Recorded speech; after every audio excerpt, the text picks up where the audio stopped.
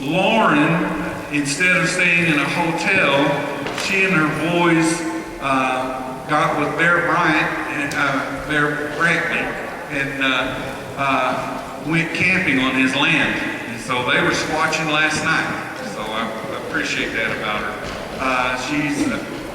She is the host of a podcast called Nite Bigfoot podcast. Right? Close enough? When I first put the thing out, I called it N-I-G-H-T, and she said, no, it's N-I-T-E. And then I put Nite Crawlers, and she said, no, it's not crawlers, it's callers. And so I had to change it over and over again, and finally got it ready. Yeah, I know, but I'm so glad you're here. Okay. Yeah, we're all running on about 3 hours of sleep from researching last night, so thank you. Appreciate it. You know where the button is. Oh, yeah. No, I don't. I'm going to look before I get started. Is it the power button? All right. Okay, cool. All right. So I'm Lauren Smith. I am the host of Nite Bigfoot Radio, which is a podcast that's been on air for over a decade now. We have interviewed over 300 Bigfoot researchers. So we have been in the game for a long time. So you've heard from some great researchers today. All these guys have presented some great evidence to you, great witness encounters. You've heard other witness encounters today. But my presentation is going to be a little bit different. In addition to interviewing researchers and doing my podcast, doing my own research, my interest is not just in finding Bigfoot, but bringing the next generation into the game. Littlefooters, the next generation. So we as researchers, as parents, we have a responsibility to bring our next generation into our Bigfoot research or into the woods, get them outside, and get them interested in this in a safe way. So that's me. The reason I'm so interested in this is I am a Bigfoot legacy. And what that means is I was raised to research Bigfoot by a Bigfoot researcher. My mom is a veteran researcher. She has been doing this for over 20 years. And so I was brought up to look for Bigfoot. And this is what I've been doing. She started the podcast and brought me on, which I've now taken over. And then I brought my boys into the game as well. So my mom taught me a lot growing up, a lot of things that most kids don't learn. Normal kids go to Disneyland, they go to summer camp. I was in the woods on Bigfoot expeditions. I was out looking for evidence. I was casting tracks. I was compiling and analyzing data. We would, sit and do spreadsheets on moon phases versus witness encounters.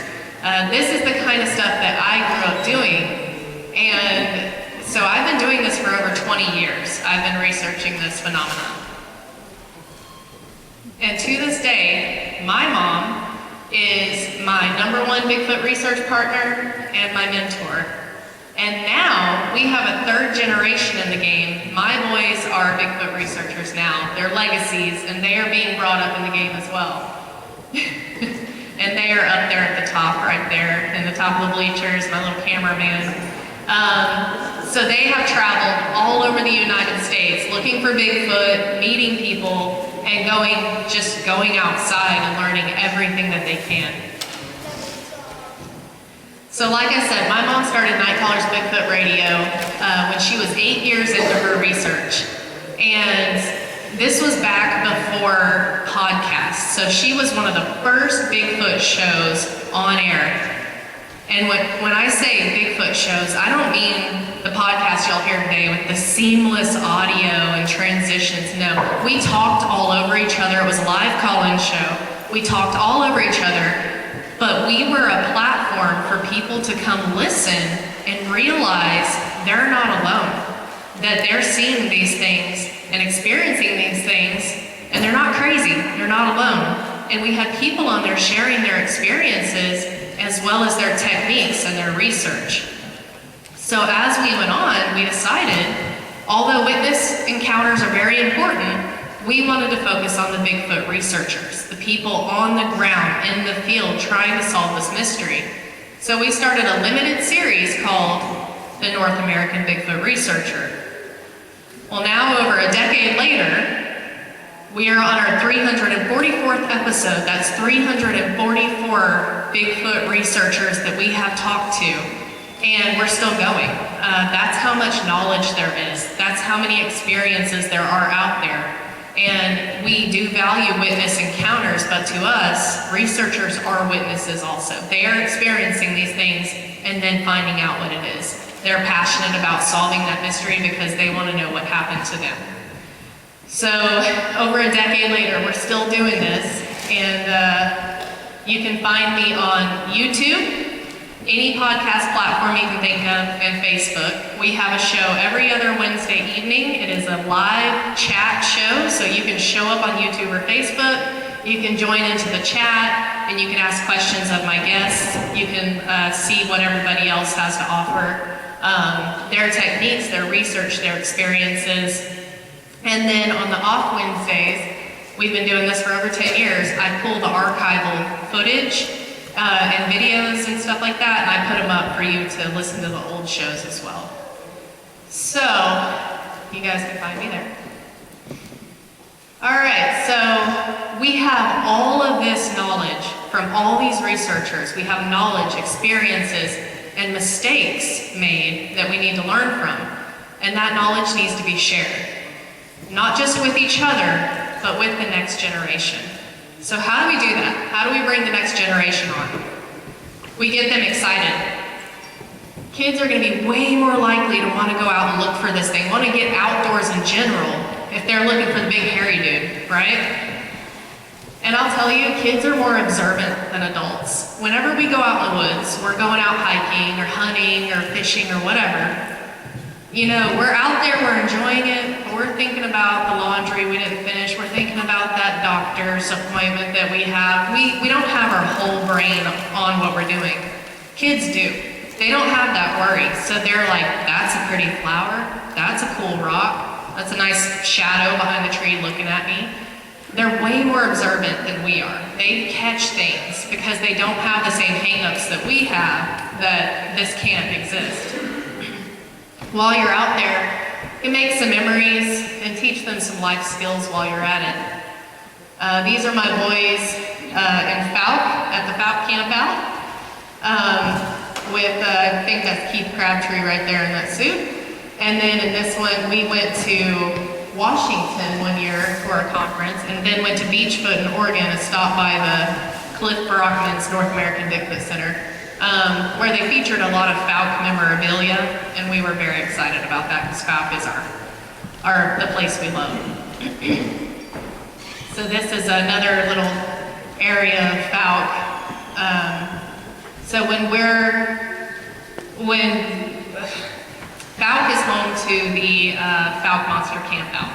So Alex Smith Park is where we host it twice a year. You can find us there. And we love to go for the spring and fall conferences there, the festival. But what we really love is going on the off season, winter and spring. And when we go there, you can usually find us at Mercer's Bayou, Thornton's Well, or Carter Lake, some of those areas.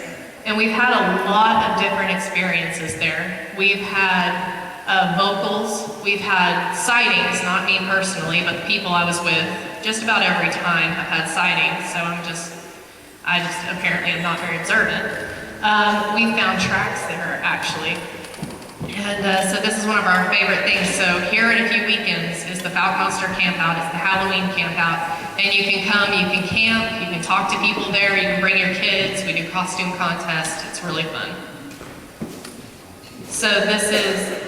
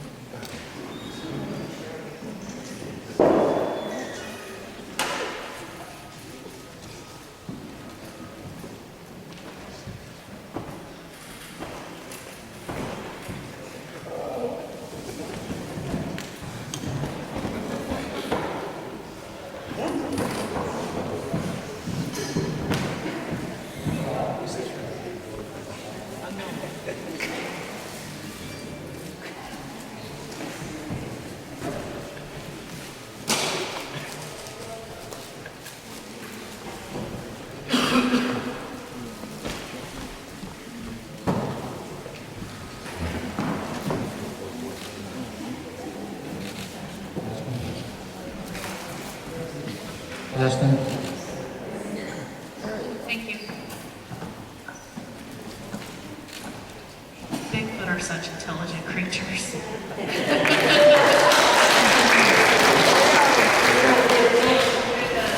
Okay, so these are two of the possible tracks that we found. I know they're hard to see without the red circles and all that, but my boys and I had gone to Fouke and gone out researching the week before, but the floodwaters were too high. When they receded, we were able to go back the next weekend and find these. Again, hard to tell from the pictures. Obviously in person they looked phenomenal. So I, first thing, found it, got excited, put my foot next to it, decided, oh man, all right, it's way bigger than my foot, cool. Did I take a picture of that? No, should've. Did I measure it? No, I was too excited, I found a track. So the next thing I did was I found the next track in the trackway and taught my kids, you know, let's follow the trackway, let's see where it goes, because they love doing that. Anyway, so I took the pictures and I sent them to a fellow Bigfoot researcher, and he's a local there in the Fouke area, and he verified that it is a possible female Sasquatch track, because they're long and slender in that area generally, whereas their male counterparts, it's wider and, you know, flatter.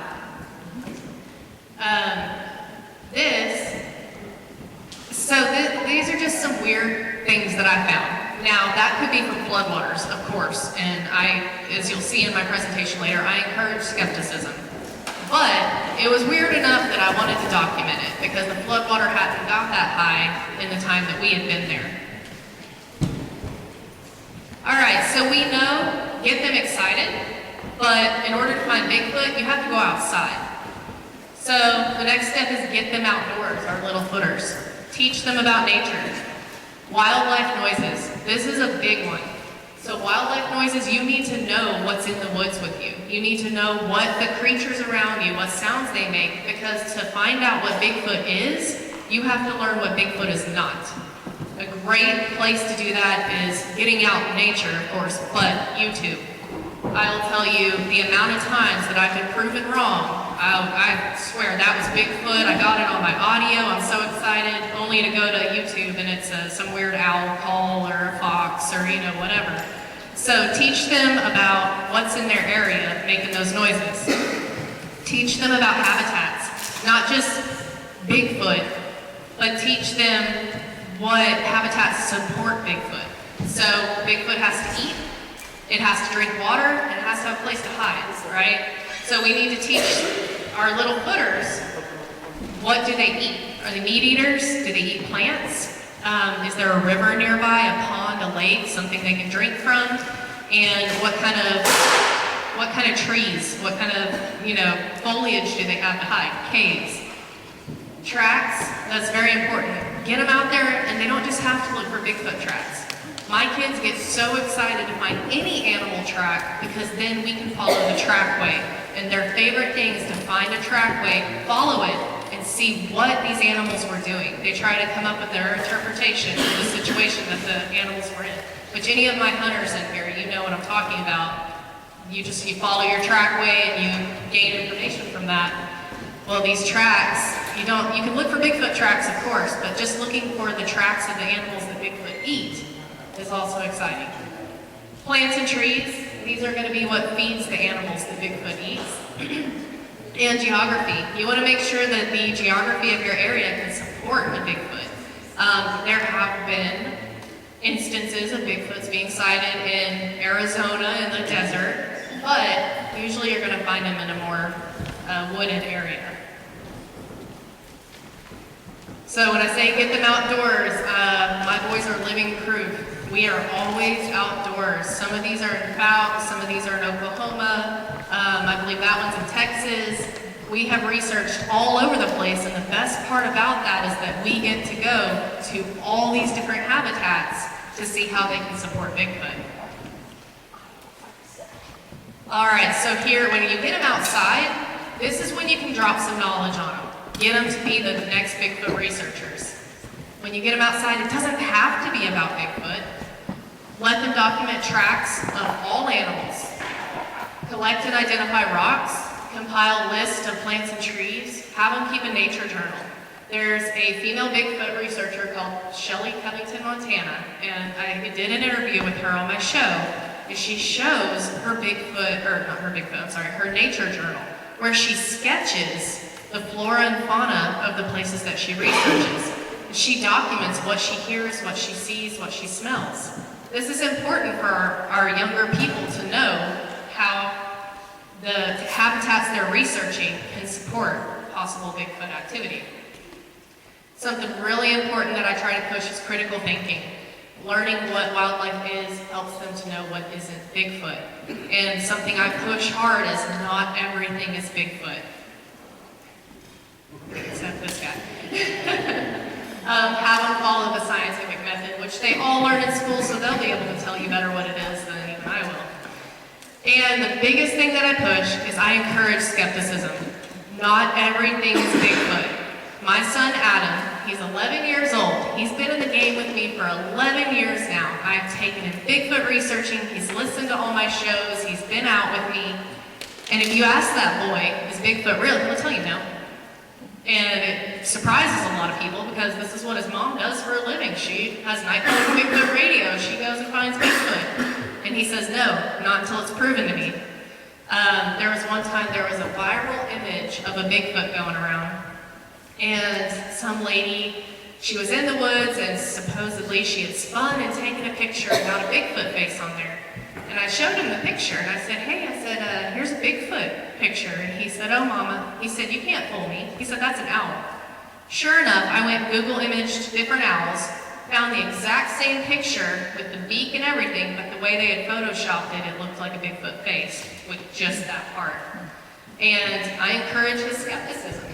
I want him to be skeptical until it's proven. I don't want him to believe that everything is Bigfoot. All right, now when I say take your kids out, take your young people out, get them out there to look for Bigfoot, I obviously mean do so safely. Don't just take them out to a clearing, tie a T-bone around their neck and wait for Bigfoot to come get them. I mean, let's do this safely. We don't want to take them out on an expedition where you can't get out of there safely. I get a lot of pushback on bringing kids out into the field.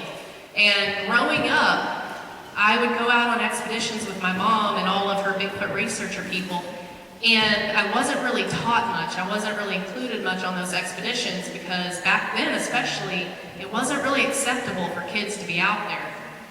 So when I say take them out, I mean do it safely. I believe that children should be included, but safely. So when you go out on night ops and you're out in the middle of nowhere, you're dropped off with your thermal and your backpack and everything, and you're trying to catch a Bigfoot, it's probably not the best situation to take a kid out into. But when you're doing day hikes and you're looking for evidence, you're looking for casting tracks, you're doing all of that, that's the perfect time to bring your little footer into it. We take them out hunting, we take them out fishing, we take them out hiking. Those are safe as long as you have situational awareness and you're prepared, right? It's the same with Bigfoot research. Situational awareness is your biggest thing. Pay attention to your surroundings. Know what animal or natural threats are in the area. You guys all know this. And don't put yourself in a dangerous situation that you can't get out of. Be prepared, all the things, let someone know where you'll be. And I think the biggest thing that I can tell you is a lot of pushback that I get is Bigfoot's dangerous. He's a man-eater. He's going to rip you apart and, eat your dog. No offense. So whenever you're out there, don't teach them to be scared of Bigfoot. No offense to your presentation either. Don't teach them to be afraid of Bigfoot. Teach them to respect them as a wild animal. You respect Mother Nature. You respect predators out there as something that can harm you, but you don't have to fear them. So I've always not been a huge fan of snakes, but I wasn't terrified of them until I had these two, and they started bringing them into the house. I'd get pretty nervous pretty quick about that. So I started educating myself. We went on YouTube, we watched the videos, I joined several snake ID groups of the Arkansas, Oklahoma, Texas areas. I was learning every snake that I could. And now when I see them, we get excited because we can ID them. And now they know not to pick them up unless mom's ID'd them for them. But I'll tell you, education is freedom from fear. So learn what you can about Bigfoot, learn what you can about your surroundings, what areas you're going to be going into. And when I say that, I say teach them these things so that they're not scared. You don't have to tell them that Bigfoot's going to eat them if you go camping. You can tell them there are wild animals out here, let's be safe. Show Mother Nature the respect it deserves. Something important that I try to say is they are what we teach. So if you teach them to be scared, they're going to be scared. They're not going to want to go outside. They're going to stay inside on their Nintendos and their PlayStations. You got to teach them. You got to teach them to respect Mother Nature and get outdoors. Teach them to be kind, because we're not going to solve this mystery by tearing each other down. Teach them to be good listeners. When they're in the woods, to document what they hear. When they're taking witness encounters, teach them to fully listen to that person that's sharing their experience. And teach them to listen to those around them that have really great information to share. Oh, my bad, sorry. Teach them to be honest. This one is one of the most important ones. No hoaxing, no lying, no cheating. If you're hoaxing, if you feel that you have to hoax evidence in order to get the attention or get ahead, you're actually taking us backwards. All the people that have had experiences, all the researchers that are out in the field, you're taking all that work that they've done and their experiences that they've had, and you're invalidating that. You're taking us backwards if you're hoaxing. So teach them, it's better to have no data, no evidence, no sightings, no encounters, than to fake one and take us backwards. And teach them to admit when they're wrong. The amount of times that I have been dead sure I heard a Bigfoot screaming at us or making a weird noise, and I got home and listened to that audio, and it's a coyote, it's a fox, and you gotta sit there and eat crow and be like, I didn't get what I think I got. You gotta teach them to be honest. These are some of the pictures from, again, the Fouke area. That is our favorite place to research. It's beautiful, it's active, and Alex Smith Park is a great place to go. They've cleaned it up, it's really great. You get to meet a lot of amazing people, also when you get your little footer out in the field. So this is the biggest reason we need to bring the next generation into the game. It doesn't stop with proven. Whether it's solved right now or 10 years from now, the next generation is going to carry on our work, whether it be research, conservation efforts, or both. They're going to be the ones doing it. And they need to know everything that we know. And they need to know all the mistakes that we've made so they don't got to start from scratch and rebuild the wheel. They're our future, and we have to be good stewards of that. Whether it's Bigfoot research or anything else we feel like we want to teach them. But we're going to be learning from them one day. So like I said, education is freedom from fear. So here's some good resources if you're planning on getting your little footer out there. Park rangers and local entities, they're fonts of knowledge of the information in your area. And a lot of them, if you talk about Bigfoot, they will slyly acknowledge that Bigfoot exists. Wildlife and nature books, of course, and if you can't afford them, go to the library. They're free.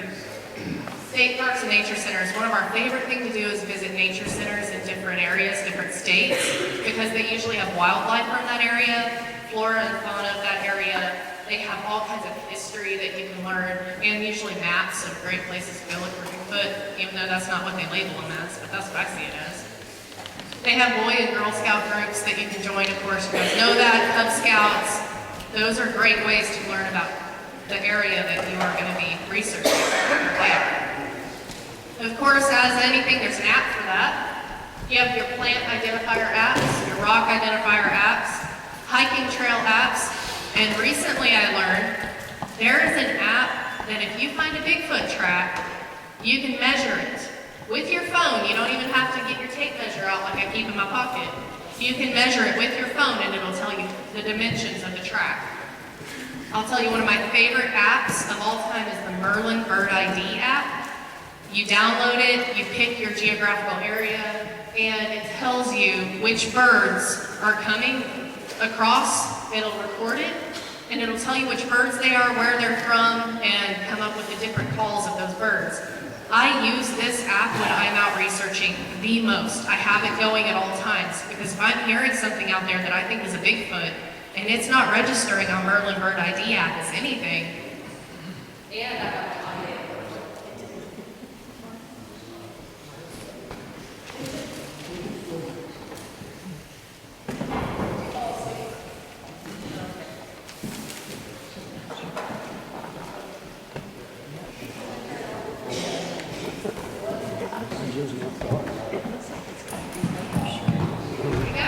Okay. So, Merlin Bird ID app. Just download it. It's amazing. It's free. All right. So I use that one, and like I said, I'm recording audio on it. So I have my audio recorder going, but I also use that recorder and YouTube. The amount of animal noises you can get off YouTube and learn for your area. I mean, it just changes the game for you. And then you can also watch Nite Bigfoot Radio on YouTube and learn all kinds of things. A shameless plug there. All right, so I have done this presentation. It has been a lot fluffier than the others, I'm sure, and a lot shorter. But this presentation, even though it's kind of geared towards kids, this can be used for anyone. So this is kids, teenagers, preteens, adults. Whether you're 6 or 60 and you want to get into the research game, this, for us that are already in it, this presentation is for that. We need to bring people in that want to get into this, and you need to do it with kindness. Because when we all started out, we were really passionate about this, and everything was Bigfoot. And so those of us who are already in this, we got to educate the people coming into it kindly and let them know, not everything's Bigfoot. Let's look at this. Let's sit down. Let's see what it actually is. So even though I say kiddos throughout all of this, this presentation is for everyone. So on my show, every time I sign off, I have the same tagline, which my son was supposed to come up here and say, but I don't think he's going to. Stay safe, be kind, and I'll see y'all next time.